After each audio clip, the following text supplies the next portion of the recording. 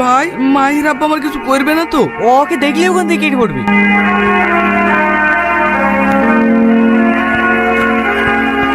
এই সাহেব, ওরা তো আমাদের দিকে আসছে, কি করবো বল? তুই এখান থেকে কেটে পড়। আমি রনিকে কিছু শিখাইনি, আমি ওকে যেতে বলেইনি। আমি রোহনকে শিখে দিয়েছি। এবারকার মতো ছেড়ে দিলাম। রোহনের প্রত্যেকটা ইনফরমেশন আমার টাইম চাই। ঠিক আছে ঠিক আছে, খবর একটা মিস হবে না।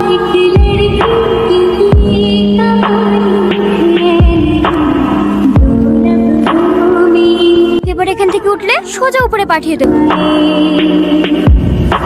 খাওয়া দাওয়া করে এসছো? মুখে কোনো কথা নেই? হ্যাঁ খেয়েছি, তুমি? হ্যাঁ খেয়েছি। হাতটা দাও, হাতটা দিতে বললাম।